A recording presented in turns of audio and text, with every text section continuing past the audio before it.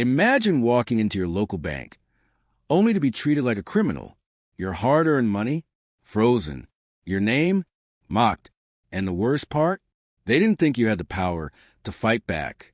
But with just $3 and a little creativity, I made them beg me to take my money back. If you've ever dreamed of serving sweet justice to someone who underestimated you, smash that like button, subscribe, and settle in.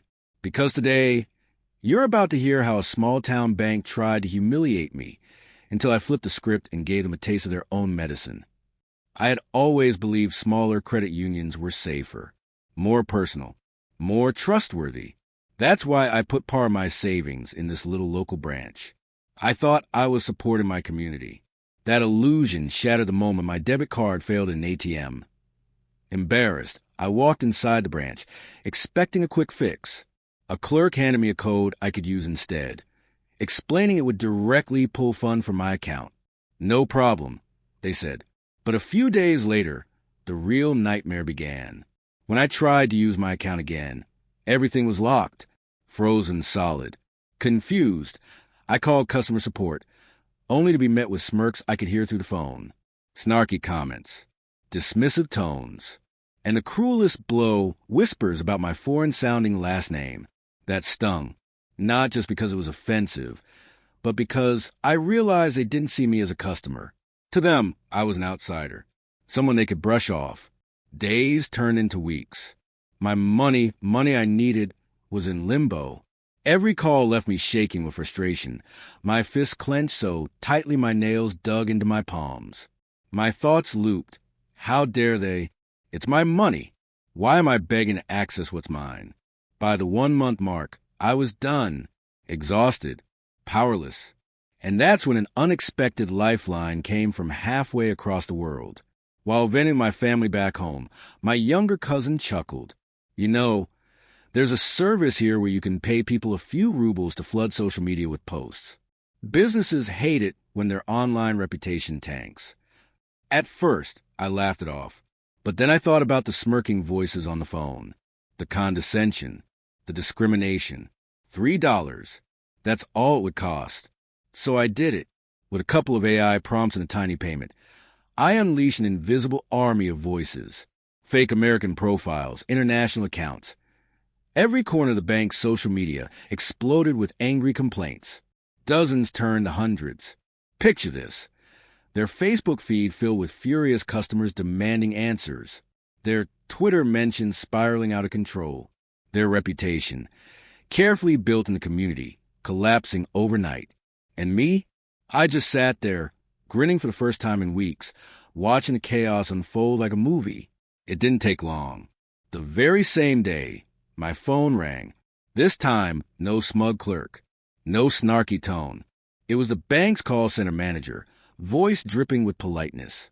Sir, we've reviewed your situation. We'd like to sincerely apologize. We're prepared to transfer your full balance immediately, along with a $50 compensation, to any bank of your choosing. I could almost hear the panic behind the polished tone. Their perfect little image had cracked wide open, and they knew it. And here's the best part. They couldn't trace a thing back to me. To them, it was just an uncontrollable online firestorm. To me, it was $3 well spent. Too bad for them. I can't exactly order the Russian bots to stop posting. That avalanche? It's still rolling. Their problem now. The satisfaction was unreal.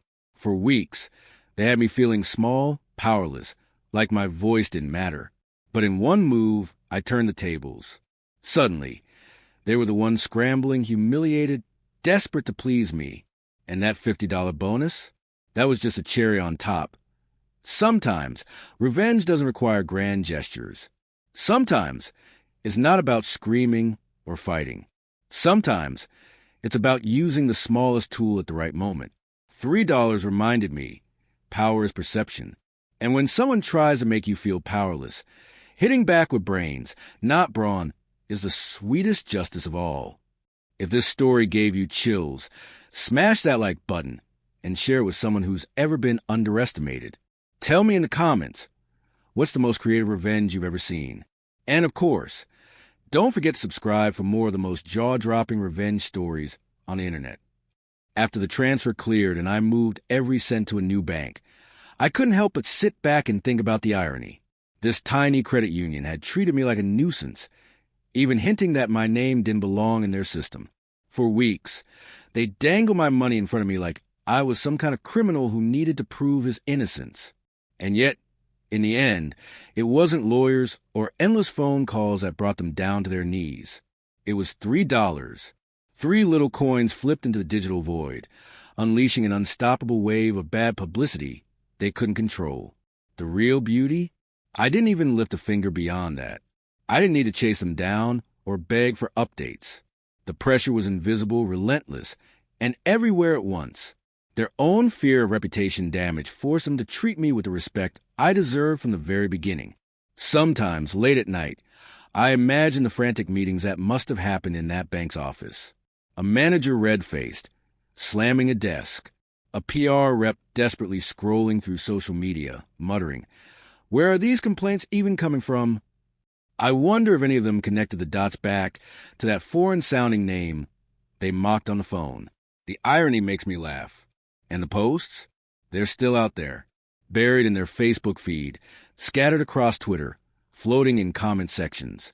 Even if the bank survives, they'll never completely scrub that stain. Potential customers will keep stumbling across them, hesitating before opening an account, wondering if the bank is as shady as the posts suggest.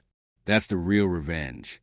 Not just getting my money back, not just pocketing the extra $50, but knowing that every sneer, every dismissive comment, every ounce of disrespect they threw at me came back to haunt them, magnified 100 times over. I didn't set out to destroy them. I just wanted fairness. But when someone pushes you to the edge, when they strip you of your dignity and laugh in your face, it's only right to remind them that even the smallest person can flip the balance of power. And I'll tell you this, I've never trusted a bank by its friendly community vibe again. If a place shows even the smallest hint of disrespect, I walk away without hesitation. Because I know now that respect isn't optional, it's earned and it's demanded. Funny how it took $3 and a swarm of bots to teach them that lesson. Weeks later, I checked back out of pure curiosity. I wasn't even a customer anymore, but I couldn't resist peeking at their online presence. And sure enough, it was still chaos. Their Facebook page looked like a battlefield. Angry comments piled under every new post, no matter what it was about. A cheerful photo about a local community event, flooded with accusations about scams and shady practices. A promotion for their trustworthy financial services, buried under a mountain of sarcastic replies. I knew the bank's marketing team was probably pulling their hair out, trying to delete and block as fast as possible, but it didn't matter. The bots worked like clockwork, still posting, still spreading. It was like a wildfire they couldn't put out.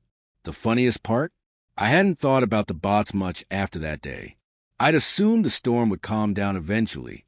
But no, the avalanche just kept rolling. I started seeing whispers on local community forums. People genuinely thought the bank was involved in scandals. Neighbors asked questions like, "Has anyone else had their account frozen?" Or, "Is this credit union legit?" I didn't say a word. I didn't need to. Some mornings I'd sip my coffee and scroll through their latest posts, smiling to myself at the sheer helplessness they must have felt. And in a strange way, it felt like balance had finally been restored. For every second they made me feel powerless. Now they were powerless in front of an entire community. I'll admit, there was a part of me that almost felt bad. Almost. Because the truth is, this wasn't about destroying them. It wasn't about some grand vendetta. It was about principle. They thought they could walk all over someone because of a last name, because they figured I didn't matter. And in that moment, $3 proved otherwise. The best revenge isn't always loud or violent. Sometimes it's quiet, subtle, a slow burn that keeps smoldering long after you've walked away. And every time I think about that call from their manager, his voice trembling as he offered me not just my money but extra cash as an apology, I feel the same rush of satisfaction all over again. Because in that moment I won. Not just the money, not just the respect, but the reminder that nobody, not even a smug little bank, gets to decide my worth. Months passed and I'd moved on with my life. My money was safe at a new bank, and the whole ordeal had become one of those stories I'd tell friends over dinner. The time I took down a credit union with the price of a cup of coffee. But then one morning, I saw something that made me pause. A local news headline popped up in my feed. Community credit union struggles with reputation crisis after online backlash. I couldn't help but click.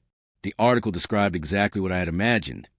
Their customer base was shrinking, new account signups had plummeted, and the branch had been forced to dedicate a crisis response team just to manage the flood of negative online comments.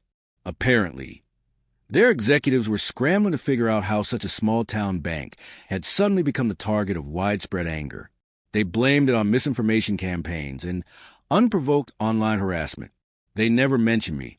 Of course, they couldn't. I chuckled to myself, picturing their boardroom meetings, rows of stiff men in suits scratching their heads, demanding to know how this happened, who was behind it, and why their once spotless reputation now carried the stench of scandal. It was almost poetic. And then, a few weeks later, I noticed something even bigger. The branch where this all started, the same one where I was humiliated, was closing. A sign on their door read, "This location is permanently shut down. Please visit our nearest branch or contact customer support." I stood there on the sidewalk, staring at that sign longer than I probably should have. Strangers walked past me, glancing at the shuttered building like it was just another business casualty. But I knew the truth. I knew that the smug little clerk who once sneered at my name had probably been forced to pack up their desk. I knew that somewhere in that company, panic had turned into resignation. And the best part? Nobody could trace it back to me. I didn't gloat. I didn't tell anyone in town what had really happened.